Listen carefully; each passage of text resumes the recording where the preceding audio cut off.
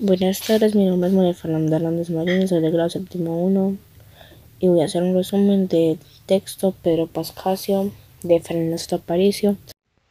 Esta es la biografía de Fernando Aparicio.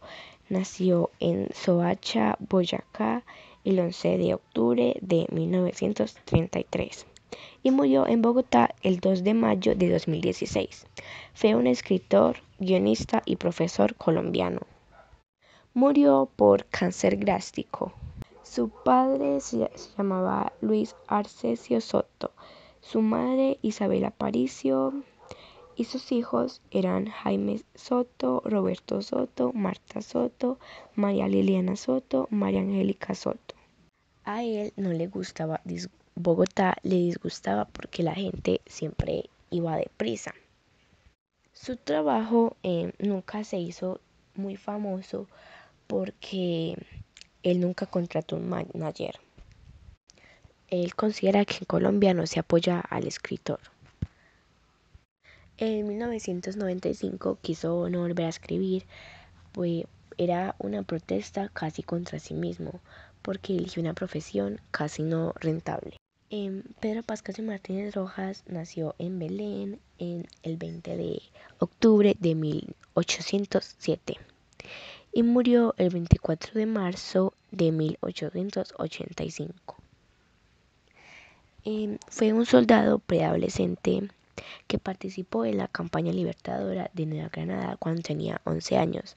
Participó en las decisivas batallas del Pantano de Vargas y el Puente de Boyacá, en la cual, luego de la derrota de las tropas realistas, junto a un soldado conocido como Negro José, dio la captura al comandante del ejército enemigo, José María Barreiro. La historia comienza con un Pedro Pascasio viejo, cuando ya estaba a punto de morirse debido a la edad. Pedro parece ver una sombra entre la niebla y pensó pues que era su hija Bernabela, pero cuando logró distinguir que no era su hija Bernabela, la historia nos transporta a cuando Pedro cumplía 10 años. Su primo Calixto le estaba preguntando que se sentía cumplir 10 años y Pedro le decía que se sentía lo mismo, pues que no tenía cambios, que seguía siendo un niño. Para aclarar, Pedro vivía en el municipio de Belén, en la vereda El Rincón, junto a su madre María del Niño Jesús y su padre José Mercedes, con sus dos hermanos Juvenal y Virtudes, y la mayor parte del tiempo la pasaba con su primo. Su hermano Juvenal decía que Pedro le tenía miedo a la escuela debido pues a que no asistía a clases. Y Pedro les dijo que si querían hablar de Aurora se tenían que lavar primero la boca con hierba buena. Entonces primo Calixto le dijo a Juvenal que a Pedro no se le podía hablar porque sería como inventar a mi general Bolívar en el retén del molino. Bueno, Pedro tenía el don de tipo saber cuántos caballos habían en un potrero o cuántos caballos venían o cuándo venía el general Bolívar. Para esto, Pedro pegaba su oreja contra la tierra y gracias a las pisadas de los caballos y al movimiento de la tierra y de las vías del ferrocarril, el mayor sueño de Pedro desde sus 10 años era irse a la guerra con Simón Bolívar. Y Juvenal le decía pues que para qué le iba a servir a Bolívar, y Pedro le decía que le podía servir para atajar una bala si alguien quería matarlo. Las reacciones de Juvenal y Calixto no fueron buenas, tipo estaban serios, pero Pedro seguía pues con su sueño. Pedro la pasaba con sus amigos, su hermano, su primo y Alberto, que era el hijo de los patrones, los Leiva. La pasaban desgranando maíces y hacían competencias y ganaba el que lo hiciera en menor tiempo posible. Caían los granos de los maíces a unos canastos de esparto que eran traídos desde los ranchos que quedaban a las orillas de la laguna Fuquén. En la mesa conversaban el general Leiva y otras personas Ahí se nos dice que Ana Josefa era la esposa del general Juan José Leiva y que Ceredonia estaba casada con el general don Manuel Salcedo. Hablaban sobre el general Bolívar y sus tropas que querían la libertad para las colonias españolas. Pedro, como curioso que era, se puso a escuchar la conversación de los mayores. El general Leiva, el párroco Feliciano Mariño, el alcalde y don José María Valderrama hablaban sobre unos soldados que llegaron casi desnudos y agarrotados, y de lo que sufrieron los llaneros, que tuvieron que subir desde los calorcitos de Morcote o del Abrazo Grande hasta los helados frailejones de Pisba, sin algo que tomar o beber. El padre Feliciano Mariño tenía una idea sobre la solidaridad. El padre Feliciano y el compadre Sarmiento supieron hacer las cosas y movieron la claridad de la gente. El padre Feliciano, no muy acuerdo, dijo que eso era solidaridad. Entonces Pedro se acercó más para poder escuchar más. Y agregó a esto que si todos ayudaban no se tendrían que quejar del yugo de los hombres de Bolívar. Venían casi tan desnudos como sus caballos. Y dijo Salcedo, añadió Salcedo, admirable. El valor no está solo en la ropa, sino en el alma. Salcedo dijo que no iba a darles ropa, sino que podía suministrarles o darles armas y caballos. Leiva no estaba tan conforme y dijo que podía suministrarle caballos, pero armas no, porque eran difíciles de conseguir. Virtudes, hermana de Pedro, encontró a Pedro escuchando las conversaciones de los notables. Entonces Virtudes se acercó a Pedro y lo cogió del brazo y se lo llevó y le preguntó que por qué estaba escuchando las conversaciones de los mayores, y Pedro a esto le respondió que eran los únicos que decían cosas con fundamento. Virtudes agarró a Pedro del brazo y se lo sentó junto a Alberto para que desgranara maíces. Virtudes, hermano mayor de Pedro, decía que habían engañado a sus taitas porque a pesar de que Pedro era el menor de la familia, no era un angelito. Decía que a sus 11 años tiene por dentro un demonio de 11 siglos. Virtudes contaba el relato de la monja sin cabeza, al cual le daba miedo Pedro y ponía sus manos temblorosas, ya que Virtudes decía que la monja iba asustando y llevándose a los que por andar rondando casas ajenas no dormían en la casa propia. En un salto del tiempo nos muestran a un Pedro Pascaso viejo que alargaba las manos como si algo se le escapara, mientras decía que si era ella que venía a decirle que la muerte era solo un invento de los seres humanos. A ella se refiere a su maestra Aurora Montes, que era una persona muy importante en la vida de Pedro. Esto le hizo recordar a Pedro cuando Pedro se escapaba para ir y asomarse a la ventana del colegio. Esto le hizo recordar a Pedro cuando se escapaba y miraba a través de la ventana las clases de la profesora Aurora.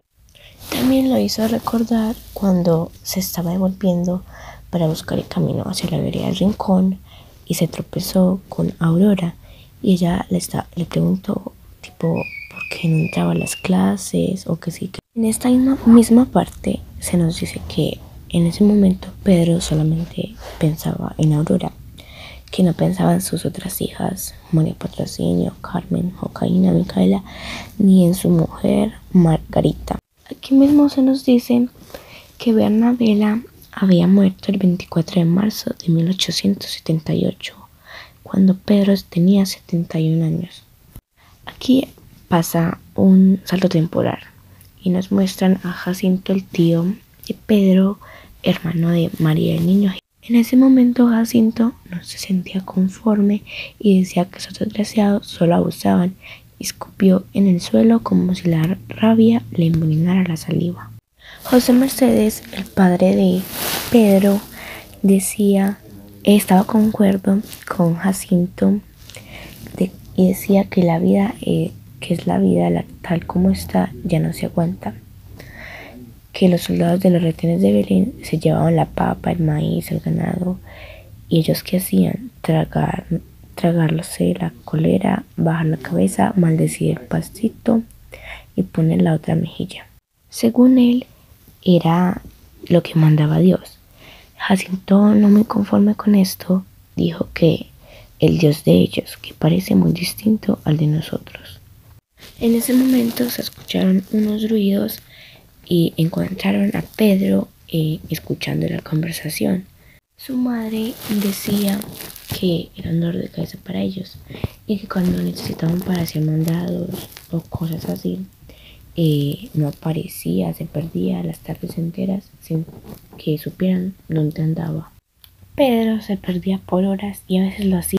La madre le preguntaba a Pedro que dónde andaba y le dijo que no le fuera a decir que andaba con Juvenal, porque según ella Juvenal sí era juicioso, y que tampoco fuera a decir que andaba con Alberto, porque el general no le gusta que sus hijos se mezclen con la servidumbre.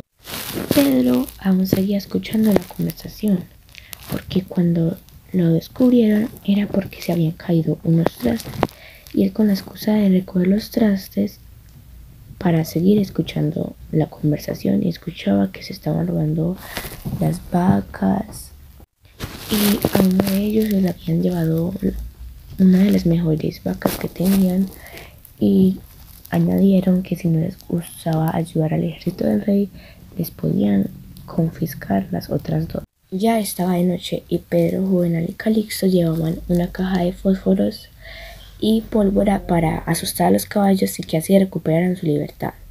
Juvenal se iba a devolver, pero Pedro no lo dejó devolverse, porque cuando a Pedro algo se le mete en la cabeza nadie hace sacarle la idea.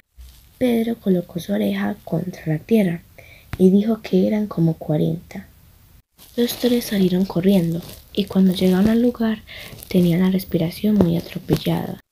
Pedro estiró la mano en gesto perentorio que obligó a Primo Calixto a sacar del bolsillo de su pantalón una ristra de truenos y buscar.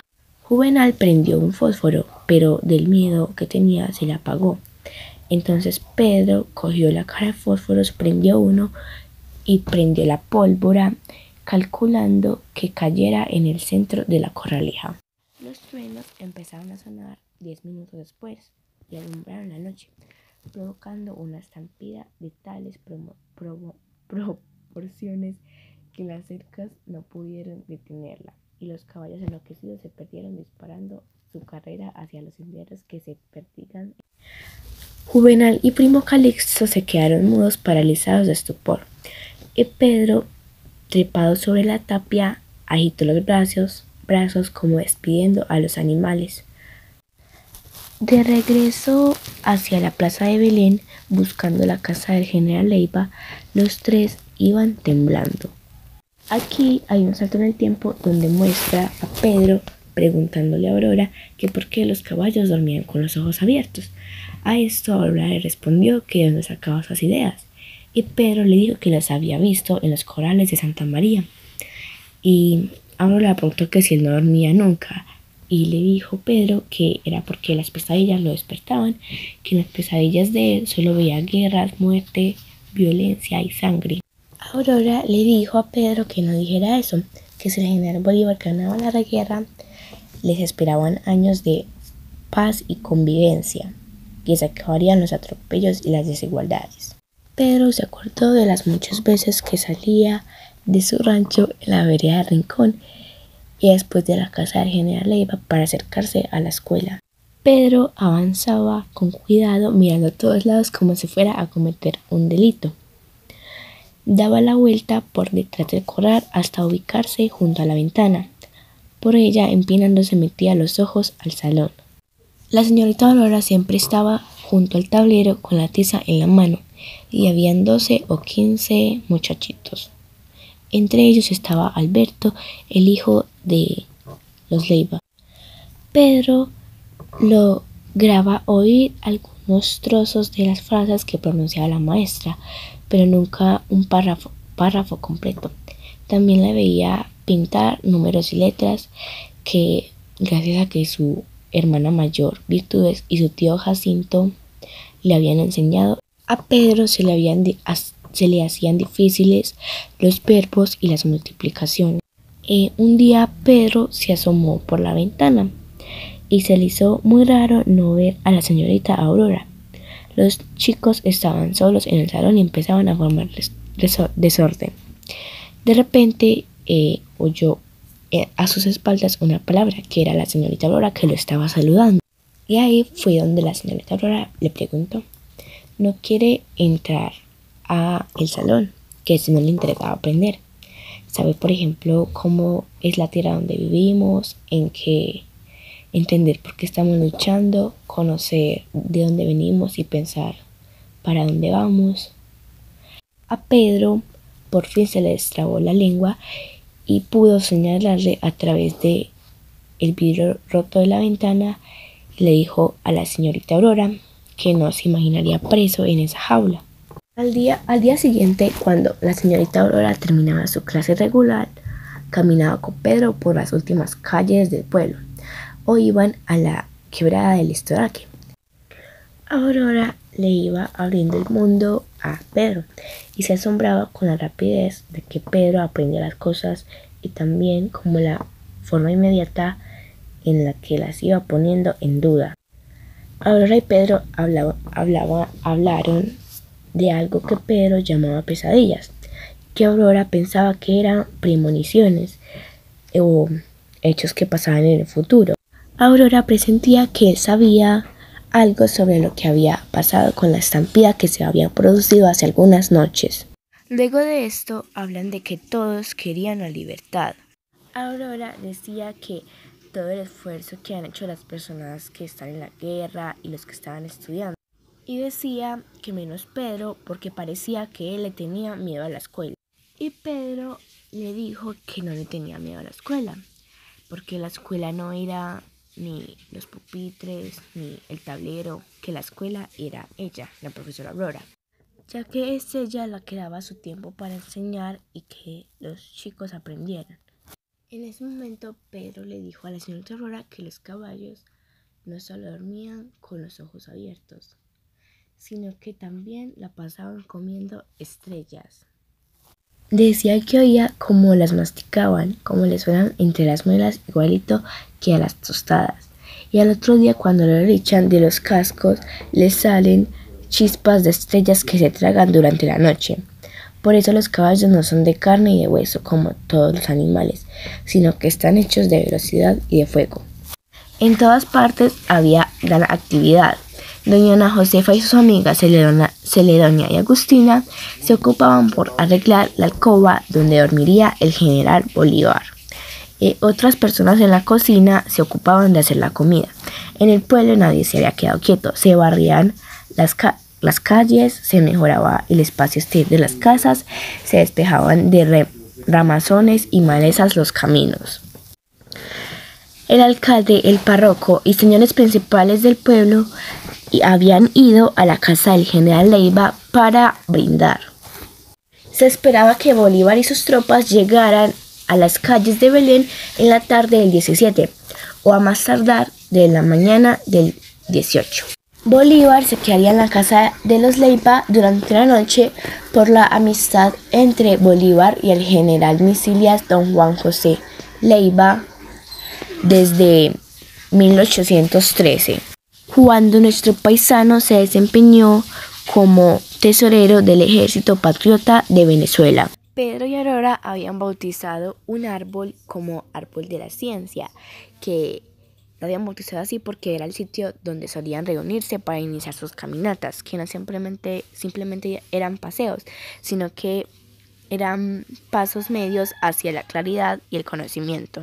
En una parte se nos muestra a Pedro hablando con la señorita Aurora, y Pedro le decía que quería irse con ellos a la guerra. La maestra asombrada lo miró y le dijo que solamente era un niño, y Pedro le dijo que por fuera, pero que por dentro era había una persona que nadie conocía. Y entonces él dijo que él era así, que si no se daba de cuenta, que era flaco, morenito, medio apachurrado. Y le dijo que sentía que bien adentro, tal vez donde dicen que brinca el corazón, soy un ejército, como si yo fuera muchas personas, muchas lanzas, muchos caballos. No los ha visto cuando hay una estampida, y así me siento, señorita Aurora, igual a un disparo que ya no se devuelve. A Aurora le gustan mucho las respuestas que dice Pedro porque más bien son con una mentalidad de más adulto que de un niño pequeño. El padre Feliciano Mariño convocaba reuniones secretas donde informaba sobre el movimiento de los ejércitos liberadores y se especulaba sobre los próximos avances, las futuras conquistas, las batallas inevitables. Don Pablo Pacificador era el que mandaba a las tropas a matar a las personas. A las tropas de Don Pablo no les bastaba con matar solo una vez, sino que lo hacían 2 veces. A Pablo lo llamaban el señor de los ejércitos. Ahí mismo Pedro le volvió a decir a Aurora que le podría servir a Bolívar para, por si no lo alcanza, con el pecho podría atajar la bala, por si alguien quiere matar a Bolívar. Dicen que los soldados los soldados de Bolívar iban a llegar con ropa de mujer, y Pedro decía que debajo de esa ropa de mujer hay hombres para pararles la pelea a los guardias de los retenes y sacarles ventaja. Aquí ya pasamos a la segunda estampa, que se llama Aurora pintando el mundo. En el salón de la escuela del que los muchachos se habían marchado una vez terminada la jornada de estudios, la profesora Aurora Montes oía a Pedro Pascasio. Para ella era sorprendente escuchar sus relatos y sus razones, asomarse a su espíritu tan especial de niño extremadamente viejo. El resultado gratificante, como si en el fondo de un socavón sombrío sorprendiera de pronto la chispa de una esmeralda. En ocasiones Aurora se preguntaba qué circunstancias habían formado esa mentalidad singular de Pedro y de dónde salían los recuerdos de hecho que no había vivido y premoniciones de cosas que quizás se presentarían muchos años después. Pedro no era como los demás, que estaban preocupados por aprender lectura, matemática y cosas así. A él le gustaba más la historia, los cuentos, los pormenores de los hechos heroicos de los hombres y las mujeres que habían jalonado el avance de los pueblos hacia la libertad. Aurora podía quedarse largos ratos escuchando a Pedro, estaba pendiente de sus palabras como si se las bebiera, como si encontrara en cada vocablo un sabor especial o una dimensión específica con la que iba construyendo su propio mundo. Una vez Pedro sorprendió a Aurora con una frase que ella no olvidaba. La frase era: vea, señorita Aurora, el mundo estaba en blanco y negro y usted llegó a pintarlo de colores. Y añadió algo muy de él, de su concepción especial de las cosas. No se quejará Dios de la ayudita que usted vino a darle para acabar de hacer el mundo. Pedro le había contado a Aurora sobre los hechos que fueron marcando sus 10 años, con mojones de sufrimientos y contradicciones. Su papá José Mercedes Martínez se había cansado de trabajar en la tierra que era ajena, y su mamá María del Niño Jesús Rojas encarmentaba la lana que le quitaba las ovejas del patrón, y la hilaba y tejía ruanas que se vendían en los mercados. Su hermana Virtudes, quien también se había acogido a la protección de trabajar en la casa de los Leiva, porque uno de los chapetones que custodiaba el retén del bosque había dado en perseguirla por potreros y sembradíos para tumbarla en cualquier zanja y seguir prolongando en ella el atropello de las violaciones perpetradas por los invasores desde siglos atrás. ¿Y qué hacía Pedro Pascasio? Él no podía dominar los novillos para caparlos o ponerles el hierro del patrón, ni tenía la fuerza suficiente para levantar las paredes de una casa. Entonces Pedro realizaba mandados, y esto le daba tiempo para pensar, imaginar, presentir, y ahora para hablar con la maestra Aurora, que había encontrado en él un oyente aplicado y que en otra parte era la única persona mayor con la que Pedro se sentía libertad. Pedro le gustaba mucho hablar con Aurora porque era la única persona con la que se podía expresar libremente y poder decir lo que le pasaba sobre su propio. Sus charlas que sucedían en las orillas del Supaga o en los cerros de Dúa, en las márgenes del río Salguera o en veredas medio perdidas bajo la sombra de los encenillos. Para aclarar, cuando Aurora y Pedro hablaban en la quebrada del Estoraque, en ese momento Aurora tenía 39 años. Pedro iba acercándose a la historia de su territorio, de esa América a la que habían llegado los primeros conquistadores y luego los esclavos, mezclándose con los pocos indios que sobrevivieron al choque del descubrimiento. Algo que a Pedro le costaba entender un poco era entender el paso de los años. La mayor parte de veces Pedro obligaba a Aurora a devolverse años atrás, siglos atrás, cuando la tierra estaba recién hecha. Hablaban sobre un tema que a los dos les gustaba, que era el de los comuneros, porque la señorita Aurora era devota de José Antonio Galán. Y reconstruir su historia se demoraba con deleite, aunque a veces, evocando la injusticia y la brutalidad de su martirio, los ojos se le llenaran de lágrimas. Pedro decía: malditos sean los que lo mataron, porque no solo lo mataron a él, sino a todos nosotros. Aurora le pintaba el mercado del Socorro, ya casi en la tarde de ese 16 de marzo de 1781, le decía Aurora: yo nací en ese mes y en ese año, le decía, y por eso ahora ahora tengo 39 años. Aurora nació ese día, el 16 de marzo de 1781, cuando estaba empezando la Revolución Comunista. Le hablaba de las Anatas, le hablaba de la armada de Barlovento y describía a Manuela Bertrán como si la estuviera viendo, y de José Antonio hablaba lo mismo que si fuera su vecino o su conocido. Pedro decía que después de tantos años de ese 16 de marzo de la Revolución Comunera seguíamos en las mismas, que aún había muchas injusticias y que dentro de unos años estaremos mucho más peor, con muchas más injusticias, de la que nadie los salvaría. Entonces Aurora lo miraba con creciente sorpresa y le acariciaba el pelo, como si buscara borrarle todas esas visiones del futuro doloroso. Pedro siempre hablaba con la señorita Aurora.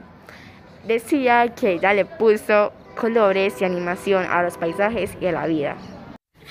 Aquí pasa un salto en el tiempo y nos dice que Pedro pegó la oreja en el suelo y no oyó ni una sola pisada de caballos, sino el sonido de armas y de muchas voces. Y apareció Primo Calixto y Pedro sintió que se rompía el encanto de su soledad y pensó que los ojos de su compañero de andanzas eran muy capaces de robarle una parte considerable del espectáculo. Luego se alegró de ver al muchacho, porque así tendría con quien comentar los incidentes de la llegada del ejército liberado. Desde arriba donde Pedro estaba subido, le extendió la mano a Primo Calixto para que se subiera. Pedro y Primo Calixto no vieron rastro de vida en el largo estrecho de la senda. Primo Calixto le dijo a Pedro que debieron de haber cogido por otro lado, pero a esto Pedro le respondió que no, si ya todo estaba listo para recibirlos en la casa de don José. Pedro Pascasio le gritó: mire, y señaló hacia el fondo. Entonces los vieron, soldados con trajes de campesinos, vestidos de mujer, en agua. Pedro Pascasio le gritó que mirara y señaló hacia el fondo. Entonces vieron soldados con trajes de campesinos, vestidos de mujer, con enaguas y blusas, con corrozas y sombreros, con botas y descalzos. Los muchachos se quedaron sin voz mirando a los soldados pasar y oyéndolos gritar. Pedro se paró sobre las tejas y abrió los brazos como si estuvieran crucificándolo y gritó con voz fuerte: ¡viva mi general Bolívar! Y vio a Bolívar, como si viera un ciego el estallido del más despejado de los amaneceres. Lo vio inmenso como en sus sueños, gigantesco como su devoción, montado en un caballo que todavía servaba el andar garboso y el brío con el que se había metido en las... Cuando Pedro vio a Bolívar, agitó la mano en el aire En este momento se da un salto en el tiempo donde Pedro Pascasio vuelve a ser viejo de nuevo. En ese momento, Pedro pregunta que si era la señorita Aurora, pero no sabía si la voz había salido de su propia boca o que si se la había muerto por dentro. En ese momento, Pedro se da cuenta de que no era Aurora, y cuando la figura se logró ver bien, se dio cuenta que era su hija Bernabela, que llegaba con un pequeño canasto, y Pedro logró saber que traía cosas para cocinar o para comer. Bernabela había intentado estudiar, aprender e ir a la escuela como una alumna y para algún día volver como una maestra. Pero al final se quedó como todas las de su familia cocinando. Lo único que Bernabela había hecho en su vida era cocinar, porque los únicos que podían estudiar en esos momentos eran los ricos. Entonces Bernabela realizaba pequeños oficios para poder comprar su comida. Aquí ocurre un salto en el tiempo, donde muestran a Pedro otra vez pequeño, que está hablando con la señorita Aurora. Y la señorita Aurora le estaba diciendo que ella también había tenido padres como todos, pero que los de ella los habían matado poco después del arzobispo caballero y Góngora cometiera perjurio con respecto a las capitulaciones de los comuneros. Aurora decía que no había tenido parientes directos y que por eso podía decir que toda la familia de ella era toda la gente de la Nueva Granada. A Aurora le dieron la bendición el alcalde Triana y el cura Feliciano Mariño. Aurora le decía a Pedro que quería ser un hombre y esgrimir una espada, una lanza o un puño y salir a luchar por la libertad de estos pueblos. En la casa del general Leiva la animación era enorme por la llegada del general Bolívar y sus tropas. Los peones se peleaban por atenderlos, por escuchar sus historias de guerra. Pedro sacó la excusa de quedarse a servir el brandy para escuchar y ver a Bolívar. El general Bolívar no quería recibir el brandy, pero Pedro se quedó allí, firme, con la mirada insistente. Entonces Bolívar no le quedó de otra que recibir el trago. Uno de los soldados le comentó a Bolívar que Pedro era un gran admirador y que quería ir junto con él a la guerra. El padre Feliciano Mariño dijo: el futuro que lo espera no es fácil. Todavía son muchos los pueblos que soportan el abuso de las tropas realistas. Samano es un enfermo del cuerpo y del alma que tira a ciegas sus últimos golpes. Y Morillo no se resigna a perder los territorios que ha recuperado a sangre y juego. Silvero Niño dijo que Barreiro era peor. Barreiro había cometido un acto de barbarie en la batalla del río Gamesa. Bolívar asintió y dijo que era la verdad, y el dolor y la rabia se le marcaron en la cara. Barreiro capturó a 30 patriotas y los hizo amarrar, y después las tropas bajo su mando lo acuchillaron. Salcedo decía que Barreiro era un asesino. Cuando Pedro le entregó la botella de brandy a Bolívar, Bolívar le dijo que dentro de unos 10 años podría ser un buen soldado. Lo que a esto Pedro le respondió que para entonces ya no necesitaríamos hombres que hagan la guerra, sino personas que construyan la paz. El objetivo de Bolívar era capturar a Barreiro o acabar. Pasaron al comedor y la sala quedó vacía. Frente al lugar donde se había sentado Bolívar, Pedro Pascasio continuaba con la bandeja en la mano. Así lo encontró su padre, José Mercedes, que lo sacudió con preocupación y le preguntó que por qué andaba espantado, que si había visto algún fantasma. Poco a poco Pedro reaccionó y lo miró y se pasó la mano por el cabello y le dijo a su padre que él quería irse con Bolívar. Su padre lo vio alejarse hacia los corralones donde estaba la tropa.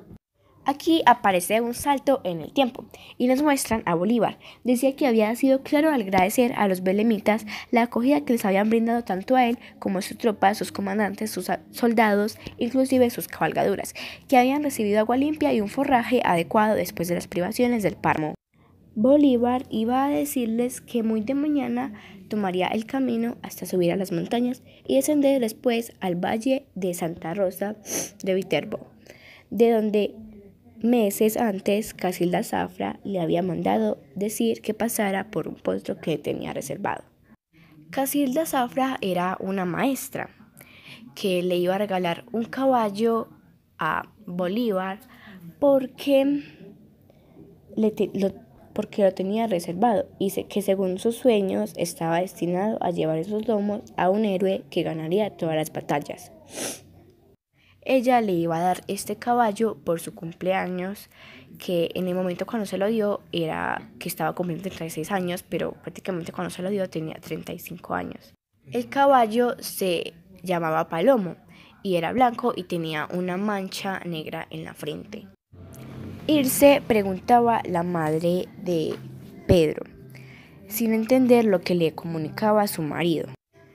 Su marido, José Mercedes, padre de Pedro, le decía que Pedro decía que se iba para la guerra. Su madre decía que irse era cosa de locos, que se vayan personas que ya son mayores, pero un niño, ¿a qué va? ¿A que lo acaben de criar?, decía ella. Pedro le dijo a sus padres que no lo detendría nadie, ni el llanto, ni los castigos, ni las prohibiciones, ni las súplicas. Y cuando Virtudes se enteró de eso, les dijo a sus padres simplemente que lo dejaran, que la vida tal vez está en otra parte, que aquí lo que hacían era morirse sin gracia, poco a poco. Después de esto, Pedro se encontraba en la alcoba donde dormiría Bolívar. Pedro oyó un ruido en las escaleras y contuvo la respiración para que no lo encontraran. Lamentó no tener un arma y al mirarse los puños crispados supo que eran muy pequeños, pero al mismo tiempo comprendió que su pecho era grande y que, como lo había hecho alguna vez, podía detener una bala. Cuando vio quién llegaba, era José Palacios. Recordaba bien el nombre, era el asistente de General Bolívar. Palacios le preguntó a Pedro que qué hacía por ahí a estas horas, y a esto Pedro le ha respondido que cuidaba el sueño del general. Y a esto Palacios le respondió que esa era la obligación de él. Entonces Pedro le dijo que ya eran dos. Le hizo un espacio para que Palacios se sentara. Por fin una cama decente, comentó Palacios. Noches enteras de dormir sobre el bayatón o encima del puro suelo llanero, debajo de una palma de cumare o la sombra de una mata de monte. Pedro Pascasio quiso soltar alguna pregunta, pero no encontraba palabras para decir lo que quería decir, preguntar. Le preguntó qué se sentía estando junto a Bolívar, a lo que él le respondió que no sabía, que tal vez sea como sentir el sol cuando hace frío o el viento en los calores más terribles. Tal vez sea como lo que debe sentir la hierba junto al árbol. A esto Pedro le quiso decir que mañana se iba con él. Y pues el asistente Palacios le dijo que él ya tenía quien lo cuidara. Y Pedro le dijo que cuidaría a su caballo, a Muchacho, así se llamaba el caballo. Porque el caballo es una parte del jinete, pensaba Pedro, porque recordó que cuando lograba montarse a un caballo, él todo cambiaba, que sus músculos tenían más fuerza y que la velocidad de su carrera se duplicaba. Sus ojos lograban ver más allá, podía ver mejor, que su voz iba más rápida que el viento, decía él. La Aurora dice que para morir no podemos escoger el día ni la hora. La muerte no necesita llegar porque todos la llevamos por dentro. Aquí pasamos a la tercera estampa, que se nombra Corazón al galope. La madre de Pedro no pudo pegar los ojos en toda la noche. recordaba las pupilas brillantes con las que Pedro la miró, diciéndole que se iba con el general Bolívar. Su madre todavía seguía poniendo excusas para que Pedro no se fuera, pero nadie iba a pedir que Pedro no se fuera.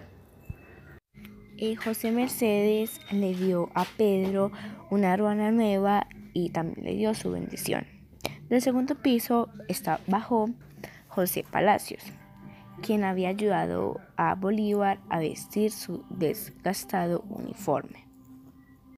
María del Niño Jesús se le acercó a Pedro y lo miró como si ella estuviera muy lejos en el espacio y en el tiempo, y lo abrazó con desesperación y quiso decirle unas frases que lo aconsejaran, unas palabras que lo tuvieran, pero tenía la garganta apretada y no podía decirle nada.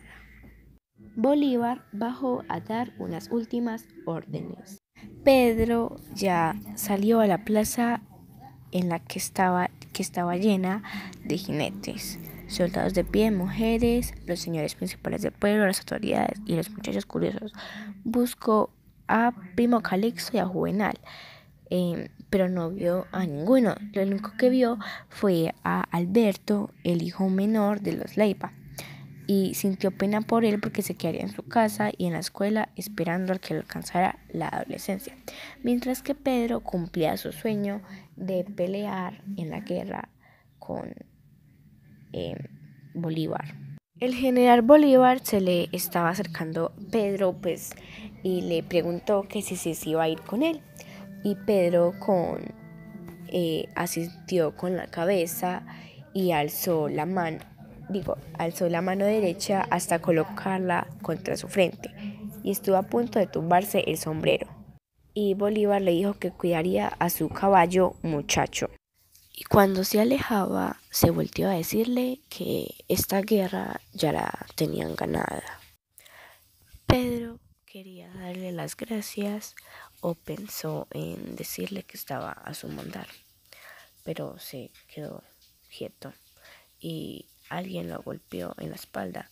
Entonces, al voltearse, vio a un muchacho un poco más alto que él, de piel oscura y de pelo corto crespo. Y le dijo que sí, que era palafrenero como él. Palafrenero es que el que lleva freno un caballo. Y le dijo y le entregó un caballo y le dijo que se creía que andando a pata iba a llegar a alguna parte. Él le dijo que lo llamaban el Negro José. Y ya de ahí partieron a la batalla. Aquí hay un salto en el tiempo donde nos muestran a Casilda Zafra, que estaba en las tierras de Santa Rosa de Viterbo, y estaba con el caballo que le iba a regalar a Bolívar, llamado Palomo. El 24 de ese mes, Bolívar cumplía 36 años y por eso Casilda le iba a regalar el caballo. Pedro y el Negro José se treparon en la cerca del corral para estar pendientes del garbozo de Palomo, sin descuidar sus caballos. Casilda Zafra era una maestra en Santa Rosa de Viterbo, y ella fue bautizada por don Ignacio de Valdepinos. El Negro José le decía a Pedro que tenían caballos muy frescos, porque los caballos de los soldados estaban despegados sin herrajes y escasamente les han quitado la jetera, y cuando los dejan beber aguas de las quebradas. A eso se refería, porque esos caballos no iban a durar mucho. En cambio los de ellos, como si estaban como frescos o bien cuidados, tal vez sí durarían más. Aquí ocurre otro salto en el tiempo y nos muestran otra vez a Pedro hablando con la señorita Aurora. Pedro le estaba diciendo que eso de ser pobre tenía muchas cosas malas y que arrastraba no tanto físicamente el hambre, pero sí físicamente rabia. Y aquí nos vuelven a decir que los patriotas emprendieron la marcha en el amanecer del domingo del 25 de julio. Al rato se encontraron con las aguas traicioneras del pantano. Empezaron a cortar árboles y a hacer balsas para vencer a los tremendales que se atravesaban en su camino hacia el enemigo. Pero estas balsas no resultaron ser tan resistentes como esperaban. Mientras unos procuraban reparar las improvisadas balas, otros tomaban por el camino del Salitre de Paipa buscando el rumbo de la Cruz de Murcia. No eran más de 40 infantes, había un oficial y estaba el práctico Ignacio Villate.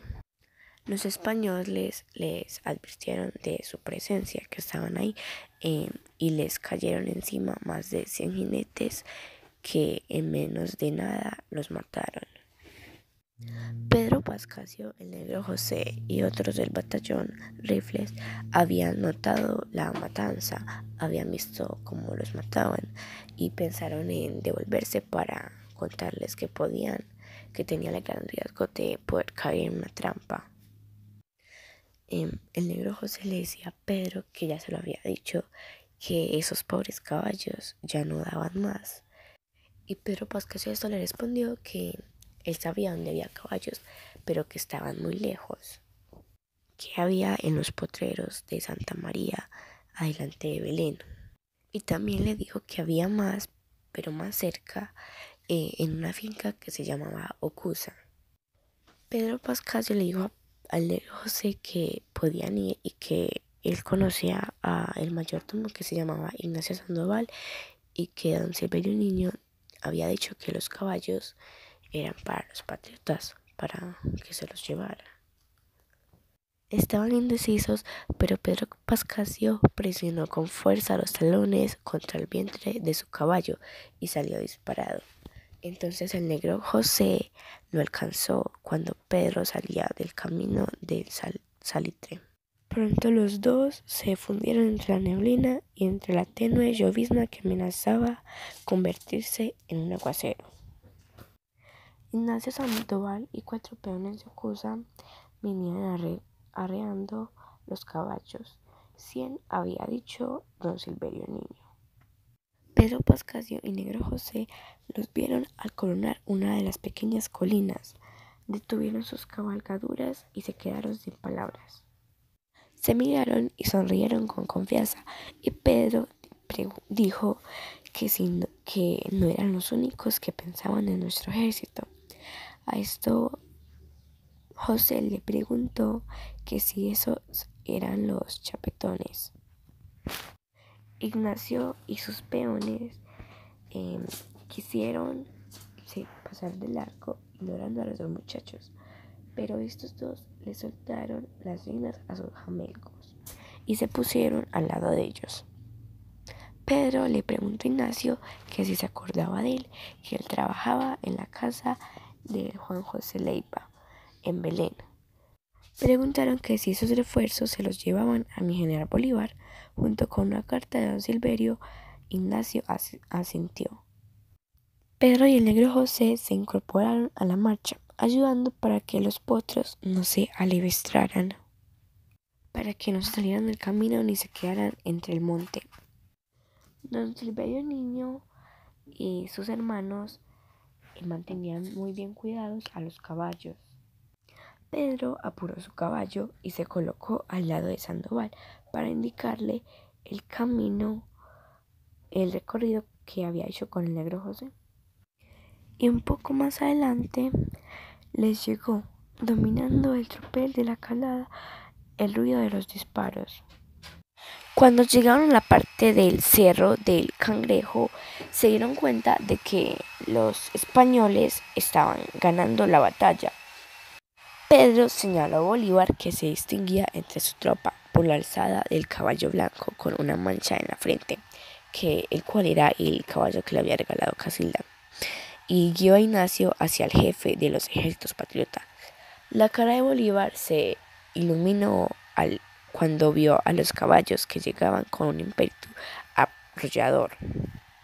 Los llaneros fueron los primeros en montar los caballos, empuñando sus armas y salieron con disparos vivos hacia el centro del ejército realista, traspasando cuerpos y abalgaduras con sus lanzas, salpicándose con la sangre de los chapetones, masacrando a quienes en un momento antes tenían ganada la batalla. Pedro los veía como en un sueño. Los realistas, antes victoriosos, se desbandaron. Los llaneros, montados en el pelo sobre esos caballos que venían con sus fuerzas intactas, abrieron brechas que ya después no pudieron cerrar los hombres de Barreiro. Los soldados de Bolívar reaccionaron y sacaron de su debilidad las fuerzas necesarias.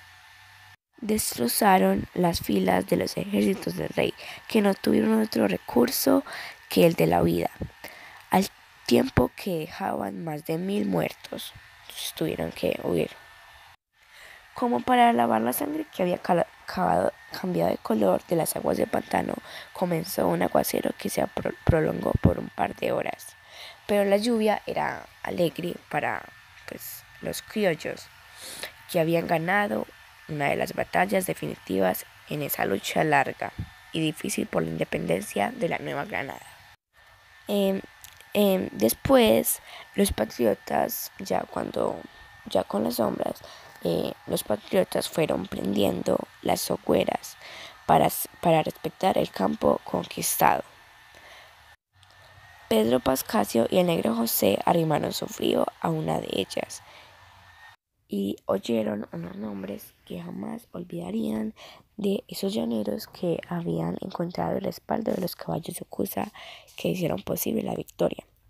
Juan José Rondón, Inocencio Chinca, que estaba malherido, Leonardo Infante, Lucas Carvajal, al que siempre llamaban el León del Pantano de Vargas, y muchos otros.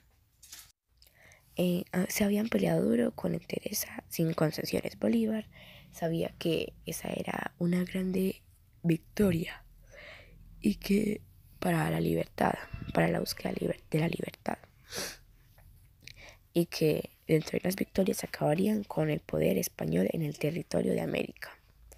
Aquí empieza la cuarta estampa, que se llama Soñar para vivir un sueño. Y aquí nos aparece cuando ya estaba Pedro Viejo, que Bernabé le estaba diciendo que había servido todo lo que se hizo de nada, porque ya estaba mucho peor que antes. Pedro recordó el ataque que había tenido, que le había sido víctima a su padre, del golpiza que le propina unos antiguos soldados patriotas que se habían convertido en una autoridad sin límites ni reglas. Se preguntaba que dónde habían quedado los propósitos de la paz, de la convivencia, que si los deseos de Bolívar era que todos, igual a los seres humanos, que todos fuéramos iguales en el disfrute de las libertades. Las premoniciones que Pedro lograba ver hacia el futuro antes lo atormentaron a lo largo de sus años de adulto. Pedro sintió que le abrieron todos los huesos, como si alguien se los estuviera moliendo. Pero salió al corredor y vio que la neblina era más espesa, una especie de leche batida que lo devolvió a las épocas de su escuela. Recordó cuando era pequeño y pensó en que eran los recuerdos, y dijo que eran como la sal que se echa encima de las heridas del alma para que nunca dejen de doler del todo. Pedro pensó en el futuro, pero lo vio tan terrible que prefirió sumergirse y pensar y recordar el pasado. Pedro supo que venía ella, Aurora, la voz que él usó su voz como un pincel para pintar el mundo. Aurora siempre había estado con él, venciendo las distancias enormes de la muerte. Ella no había envejecido, tenía los mismos 45 años de la mañana en que la encontraron muerta. Aurora la encontraron muerta cuando tenía 45 años. La encontraron muerta sentada en el suelo contra la pared debajo del tablero. Pedro la vio acercarse y estiró las manos para recibirla. Las manos de Aurora, estaban llenas de callos, con uñas ya viejas y partidas, con manchas negras en el dorso, con las venas hinchadas por la dificultad que le avanzaba la sangre. Aurora murió porque tenía falta de circulación en la sangre. Aquí hay un paso de tiempo y nos vuelve otra vez al pasado y nos muestran a Pedro Pascasio y al negro José. Uno de los prácticos le había dicho a Bolívar que la vía tomada por Barreiro se cruzaba con el camino real de Santa Fe. Pedro tomó la lanza tal como Lucas había estado enseñándole, y el negro José revisó el rifle, que era su mayor orgullo. Pedro Pascasio y el negro José y muchos más con ellos se vieron envueltos en una especie de torbellino de espadas, lanzas, rifles, pistolas, potros, jinetes, también banderas, fuegos y sangre, que duró más de 2 horas. En una batalla, ahí dice que se pierde la noción del tiempo, o sea que uno no se da cuenta de cuánto tiempo ha pasado o así. El caballo que montaba se tropezó o resultó herido y perdió las fuerzas. En todo este caso se fue de bruces y lo lanzó a la tierra. El negro José le dijo a Pedro que los habían dejado a pata y se le acercó con el rifle en la bandolera y el pecho lleno de sangre. Como Pedro lo vio así, le preguntó que si le habían pegado un tiro, y a lo que el negro José le respondió que no, que era la sangre que le había salpicado. Vieron muchos soldados españoles que huían por las colinas y supieron que la batalla ya estaba ganada. Los llaneros todavía tenían los caballos que habían traído de Ocusa. El negro José dijo que esto se acabó. Los patriotas ya eran dueños del campo. El sol todavía estaba alto en el cielo y el aire se veía despejado, y desde una pequeña colina al fondo de la cual se alzaban unas piedras enormes, Pedro y José observaron divertidos cómo los soldados de Bolívar alcanzaban a los del rey y los convertían en pequeños pedazos rebanados de prisioneros. Pedro le dijo al negro José que no pudo estrenar la lanza, a lo que el negro José le respondió que lo que pasaba era que le quedaba grande, y Pedro le dijo que si le estaba diciendo cobarde. El negro José fue a contestar burlón, pero Pedro le hizo una seña como pidiéndole una tregua, y estirando el cuello miró hacia las rocas que formaban una especie de cueva protegida por los alisos y eucaliptos. Pedro imaginaba que allí se iban a encontrar soldados, y fue exactamente lo que pasó. Se encontraron 2 soldados, y no sabía quién había quedado más sorprendidos y asustados, si los derrotados españoles o los palafreneros del rifle. Uno de los soldados que había ahí intentó sacar su espada, intentó atacarlos, pero el negro José le disparó y lo lanzó de espalda contra la roca. El otro lo miró y quiso huir, pero Pedro le cerró el camino y no lo dejó salir, y le empuñó fieramente la lanza y le dijo que no se moviera o lo cortaba. A lo que el soldado respondió que yo soy el jefe de los ejércitos del rey. Pedro le dijo que caminara o lo arriaban, y al ver que el español intentaba escaparse, le dio 2 golpes que chocaron contra la coraza sin hacerle mella. Entonces Pedro le alzó la lanza tal como le habían enseñado los llaneros y le hirió el cuello. Barreiro se quitó el ancho cinto con el que se protegía, lo abrió, y Pedro vio que ahí habían numerosas monedas de oro, y lo sobornó diciéndole que si lo soltaba se le daba esas monedas de oro. Pedro no se dejó sobornar y le dijo que, que caminara o que lo dejaba como ese cadáver que había matado el negro José. El general español se echó a andar de mala gana, presionado por Pedro Pascasio, que no le quitaba la lanza del cuello y lo llevaron hasta donde estaba Bolívar y sus generales. El general Bolívar preguntó que dónde diablos andaba y cómo es que dejaba, y Pedro lo interrumpió y dijo: mire, mi general, le traigo un buen prisionero. Bolívar miró al detenido, cuyo cuello continuaba sangrando, y preguntó quién era él. Y Barreiro, con mucho orgullo, dijo: soy el general María Barreiro, José María Barreiro. Manuel Salcedo y otros soldados y capitanes alzaron su espada con el ánimo de matar al detenido, porque Barreiro era muy odiado. Bolívar lo detuvo con un grito y un gesto autoritario, y le ordenó a Sublette que no daba crédito a sus ojos, y dijo: colóquenmelo pues a la cabeza de los prisioneros. Soublette se llevó a Barreiro. Para aclarar, todo esto fue el 11 de agosto de 1819. Bolívar se acercó hacia el muchacho que aún sostenía la lanza como apuntándole al viento, y dijo: sargento Pedro Pascasio Martínez, tendrá usted 100 pesos de gratificación. El negro en un tono entre admirante y burlón le dijo: sargento a Pedro, y nada más que sargento, o sea que ahora me lo tengo que cuadrar. Y Pedro a esto respondió: sargento, como saboreando la palabra. Pedro le hablaba a Palomo. Hubieron dos últimas peleas, que eran la del pantano y la del puente. Hubo buena cantidad de comida, no solo para los oficiales, sino para la tropa, y Pedro decía que creía que se le había parado el ombligo de tanto comer carne asada y buena papa. Ya después de eso empezó a caer la noche y la música, y había música y baile y todo eso. Decían que donde Barreiro se les hubiera escapado, esta victoria no habría servido para nada.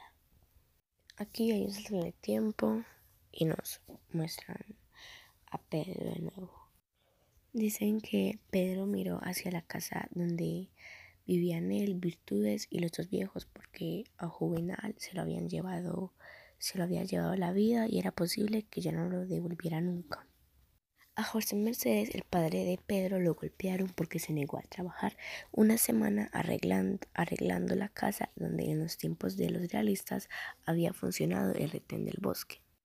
Pedro y su tío Jacinto recogieron medio muerto a José Mercedes y lo llevaron a la casa y lo dejaron en las manos de María del Niño Jesús, que había pasado la noche aplicándole cataplasmas de caléndula. Aquí hay un todo el tiempo. Nos dicen que la tropa había salido de Santa Fe y empezó a bajar a las tierras calientes buscando las orillas del gran río de Magdalena. Había llegado la noche y los hombres del destacamento, que no se sabía si eran la vanguardia de los patriotas que buscaban la mano o de la retaguardia de los acantonados en Mariquita y Fresno, estaban empeñados en emprender un par de hogueras, no solo para luchar contra la oscuridad y los temores y los peligros que aparejaba, sino para preparar una comida bastante parca que les permitiera reanudar la marcha al siguiente día. Entre los del grupo, Pedro distinguió a José Manuel Báez. Pedro preguntaba a Negro José que dónde estaba el Libertador. Unos soldados estaban hablando sobre lo de la captura de Barreiro de Pedro, que uno decía que no lo había visto pero que le habían contado, y otro dijo que estaba en primera fila mirándolo como lo llevaba cruzando con la lanza y que la sangre le escurría por el cuello, y que otro decía que cosas, que haberse dejado atrapar por un muchachito porque apenas era un mocoso que casi no arriesgaba con la lanza. Y otro dijo que y de una vez lo ascendieron a sargento y no estaban muy conformes con eso. El Negro José miró a Pedro y le dijo que no hablaban sino de él, y dijo que él se encargó de el otro chapetón y que pero no lo decía en forma de envidia, sino lo decía más bien de tono tipo de burla. Pedro decía que todo era como un sueño, que algo le decía que se despertaría muy pronto, que su sueño era un caballo desbocado y que acabaría tirándolo de cabeza contra la realidad. ¿Qué es esto? Y sacudió la cabeza con una creciente pesadumbre que se le había instantado cómodamente en el alma y que ya no lo abandonaría jamás. Aquí hay un salto en el tiempo y nos muestran a Pedro y al negro José, que nunca habían visto tanta agua junta, y el negro estaba apuntando que sí ese era el mar más grande. Y Pedro recordó sus charlas con la señorita Aurora y recordó algo que le había dicho, que era que el mar era más grande, era más de la mitad del mundo. Pedro y el negro José estaban sentados sobre una piedra.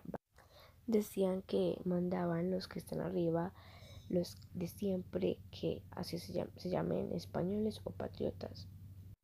El negro José decía que si tuviera un caballo se haría ladrón de caminos. Y Pedro le decía que no se le podía quitar nada a nadie. Y a esto el negro José le decía que a ellos les habían quitado todo. Y Pedro le hizo la propuesta al negro José de volverse con él para Belén. Y el negro José le dijo que con uno que aguantara hambre era suficiente. Y le dijo que si conocía el camino para regresar a su pueblo. Le preguntó el negro José a Pedro. Y Pedro le respondió que se pegaría a don Juan Manuel y a otros que también se quedaron sin oficio. Y el negro José le dijo que él sí ya se iba a quedar por ahí y que se iba a robar un caballo y que con un par de asaltos ya iba a tener una profesión. Y el negro José se alejó por la orilla del río hasta desaparecer entre los guaduales. Y Pedro se quedó solo. Aquí empieza la estampa quinta, que es la última y se llama Así en la tierra como en el cielo. Que estaban diciendo que le creían a Pedro Pascasio porque a pesar de que le mostró eh, lo sobornó con muchas monedas de oro y se las ofreció como precio de la libertad de Barreiro. Lo único que hizo Pedro fue prisionarle la lanza, hasta sacarle sangre. No se dejó sobornar. Aquí se decía que Pedro hace pocos días había cumplido 12 años. Pedro decía que cuando Barreiro le mostró ese montón de oro, sintió rabia porque dijo que se compra una oveja, pero no una persona. Pero en cambio, cuando el general Bolívar le dijo 100 pesos, pensó en que podía comprarles una tierra a los taitas y levantar una casita para que tuvieran donde caerse muertos. Pasaron los años 10, 13, Pedro Pascasio Martínez Rojas seguía trabajando en la casa de los Leiva, ya fuera en la casa de Belén, en la hacienda del Encenillo o en otra cualquiera de sus fincas. De Juvenal nunca se volvió a tener noticia, estaba desaparecido. Su tío Jacinto trabajaba como mayordomo en Santa María. Su padre, José Mercedes, había muerto en una riña en una de las fondas que marcaban la salida de Belén hacia la Cincelería. Su madre, María del Niño Jesús, seguía cocinando para los Leiva, en la casa que ahora desmandaba Alberto. El general Simón Bolívar acababa de morir en Santa Marta, traicionado y, en el mejor de los casos, olvidado por sus amigos y solamente recordado por sus detractores y sus enemigos, que al final de su vida fueron casi todos. En Belén las cosas seguían iguales como habían estado antes. La libertad continuaba siendo un sueño en el que ya casi nadie creía. Pedro cortaba leña de los bosques para ofrecerla en las casas de los pueblos para los fogones y los hornos. Pedro Pascasio comprendió que a nadie se le podía negar el amor, porque este es el que mueve la fuerza, la única fuerza que mueve el universo. Margarita Silva tenía los mismos años que Pedro y antes de un tiempo había quedado viuda porque uno de los guardias criollos que cuidaban el retén le pegó un par de puñaladas a su marido. Ella solo duró casada 3 meses. Pedro y Margarita Silva se casaron en la madrugada del 15 de junio de 1831.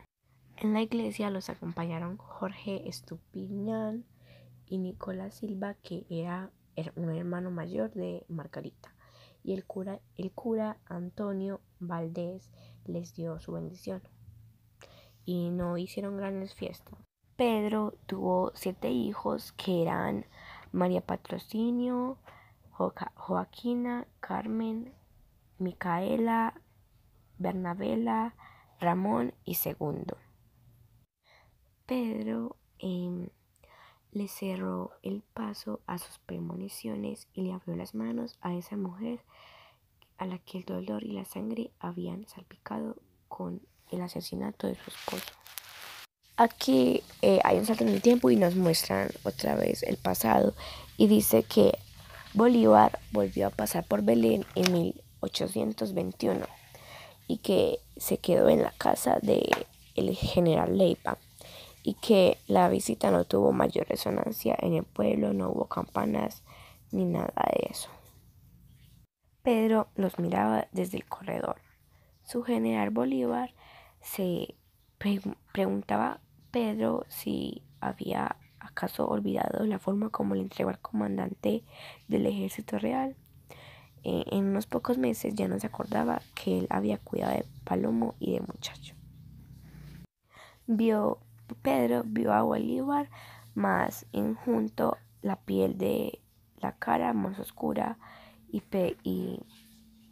con el brillo de sus ojos negros lo había perdido. Pedro decía que jamás permitiría que los ojos azules y la cabellera rubia y las enseñanzas de Aurora se le fueran de la memoria. Y otra vez volvemos a cuando Pedro ya está más viejo.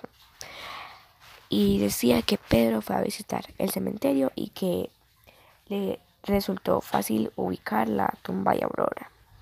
Pedro decía que la muerte de la señorita Aurora había sido uno de sus máximos sufrimientos. Pedro, en vez de rezar, prefirió hablar con ella y como lo hacía en las tardes cuando solían salir a caminar. Pedro decía que la señorita Aurora no se había ido, que no del todo, porque él la tenía aún en la memoria y que ella jamás se iría, que no al menos mientras que él esté vivo. Pedro, cuando estaba hablando con la tumba de Aurora, dijo que pasó por la escuela y nadie había ocupado el lugar de Aurora y que la casa seguía siendo la misma y el tablero aún estaba pegado en la pared. Miró por la ventana y Pedro decía que había mirado por la ventana como cuando tenía 10 años y que luego dio la vuelta y entró a la escuela y vio sobre la mesita donde ella se sentaba una barra de tiza y iba a dibujar la cara de Aurora, pero no era capaz de dibujar y le quedaba muy difícil. Entonces escribí algunas palabras que eran de Aurora y que deberían de ser de todo el mundo: respeto, honradez, patriotismo, lealtad, sacrificio, rectitud, valor, fe, solidaridad, amor, libertad, igualdad y paz. Y dijo que ahí quedaron en el tablero y que ahí estaba Aurora. En la última charla de Pedro y Aurora le había dicho que cerrara los ojos y que mirara hacia adelante y que mirara 80 años, un siglo, y Pedro le dijo que veía una guerra terrible que duraría meses y meses, años y años, y que no sería entre propios, y forracero, sino entre propios y propios, es decir, entre hermanos. Pedro decía que una mano despiadada borrara el tablero las palabras escritas y arrancaría las sonrisas de los niños. Pedro Pascasio, aquí hay salto en el tiempo y nos muestra ya Pedro cuando estaba viejo, ya cuando tenía sus hijos. Decía que Pedro no había querido hablar sobre su viaje a la capital, no el que realizó como soldado del batallón de rifles en agosto de 1819. Bernabela, que había permanecido acompañándolo siempre a Pedro, mientras que sus otros 6 hijos se fueron. A Pedro nunca le gratificaron los 100 pesos, nunca se los pagaron. Pedro decía que a su general Bolívar la ingratitud y las traiciones lo mataron. Pedro vio un retrato de Bolívar colgado en la pared y no pudo evitar que se le salieran las lágrimas, porque para él y para todos los que vivieron en las antiguas tierras españolas, él era como un padre para ellos. Pedro le decía a Bernabela que seguían en las mismas de antes, que todo era igual, con injusticia. Él decía que la señorita Aurora seguía viva dentro de él y mucho más viva que él mismo. La pared donde estaba el tablero todavía no se caía, decía Pedro. Se quedó mirando la tabla negra que ahora es de color de humo. Buscó las palabras que él había escrito hace un montón de años y no encontró ninguno. Y eso le dolió en el alma.